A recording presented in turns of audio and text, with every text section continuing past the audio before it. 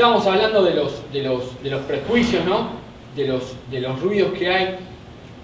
Y muchas veces las diferencias se transforman en ruido, no porque estén mal las diferencias, sino cuando implican, forman o anulan al otro, ¿sí? Cuando comienza ese proceso de estigmatización, ¿verdad? Que a las diferencias se las percibe como negativas. Muchas veces, ¿sí? Grupos minoritarios terminan tomando conciencia de su propia pertenencia, no en cuanto a sus valores comunes, sino a cómo el resto, ¿sí? El entorno, les hace sentir esas diferencias, ¿sí? Al presentarlas como negativas. Entonces comienza un proceso de estereotipación, nunca me sale la palabra, o encasillamiento. Entonces podemos ver que los ruidos, ¿sí? Estas barreras que surgen en la comunicación pueden tener orígenes o manifestarse de diferentes maneras. Ruidos de carácter nominal, ¿verdad? Que surgen a partir de los juegos de palabra o de los usos en el discurso. Por ejemplo, cuando se nombra a una persona nada más que mencionando su etnia, su piel, su color o solamente su discapacidad, ¿verdad?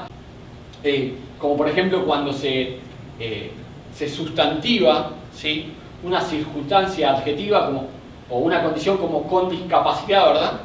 Y se termina diciendo discapacitado.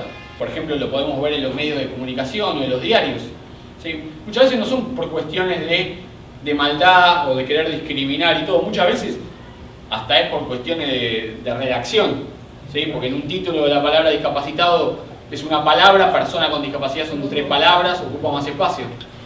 Pero en el fondo poder ver qué estamos diciendo con esos términos, ¿verdad? Estamos definiendo solamente a la persona por la deficiencia y se está sustantivando una característica más de la persona. Luego, otro tipo de ruidos que se da mucho en los medios de comunicación, que es la espectacularización, ¿verdad? El sensacionalismo. Por supuesto que esto no se da solamente con la discapacidad. Yo siempre cuando hablamos de los ruidos y todo lo vuelco a la discapacidad porque es lo que estamos viendo, pero es importante entenderlo. Va con otros temas. Y mucho de esto se da cuando se habla o se menciona o se informa sobre grupos minoritarios, ¿sí? ¿Verdad? Luego está un ruido muy común que es, yo acá le puse nosotros ellos, cuando se da principalmente al marcar la diferencia, ¿sí? Entre personas con y sin discapacidad, ¿sí? O hasta entre personas con distintos tipos de discapacidad. Entonces se hace una diferencia y se habla de nosotros y ellos. Muchas veces se le puede asumir una actitud agresiva o negativa, ¿sí? Ver la discapacidad como algo malo, pero muchas veces también surge una visión benévola o de beneficencia también, de pobres o son buenos o son ejemplos de vida, a priori, sin conocer a la persona. Entonces esto sería mal llamado discriminación positiva, ¿verdad? Puede ser para los dos costados. Y luego están los ruidos más comunes, que son los estereotipos y los prejuicios, que es lo que empezamos viendo y lo que ustedes también hablaron. Pero quizás yo acá puse como contexto, de acuerdo a sus experiencias personales, y también me gustaría que puedan debatir entre ustedes las experiencias en sus países, ¿sí? Estamos cambiando, pues nos toca a las personas, a los líderes, ir cambiando la mentalidad de la gente. Ayer justamente, te traigo a colación, estaba en el aeropuerto de Panamá para acá, y una señora le preguntó por qué grupo vamos. Y otra señora le contestó, dice, están entrando, dice, las personas en silla de ruedas, después seguimos los normales. ¿Sí? Entonces te toca acercarte a esa persona y decirle, ¿qué pasó? ¿Por qué el señor de silla de ruedas es anormal? ¿Sí? Entonces hacemos una campaña nosotros donde estés, en la buceta, en el taxi, en la discoteca, en el karaoke, donde toca estar. Si alguien no usa el término apropiado, acércate y dile, no es así. Y vamos de a poco, con esas pequeñas campañas, cambiando el tema de esta situación. Todo esto sirve para que se escuchen, para que busquen coincidencias, ¿sí? Y poder potenciarse ustedes como grupo, como equipo. Ahora, primer punto, vamos a empezar hablando de lo que es el artículo 8 de la Convención, ¿verdad? De toma de conciencia. Y hace hincapié en 3 puntos principales. El primer punto es la interiorización social, ¿sí? Habla de sensibilizar a la sociedad para que tome mayor conciencia respecto de las personas con discapacidad y así fomentar el respeto de sus derechos y de su dignidad. Habla también de la importancia de luchar contra los estereotipos, contra los prejuicios y contra las prácticas nocivas respecto de las personas con discapacidad, ¿sí? No solo sensibilizar, sino generar un cambio de actitud y una mirada diversa de la discapacidad. Y por último, de generar una percepción positiva, ¿sí? De promover la toma de conciencia respecto de las capacidades y de los aportes de las personas con discapacidad.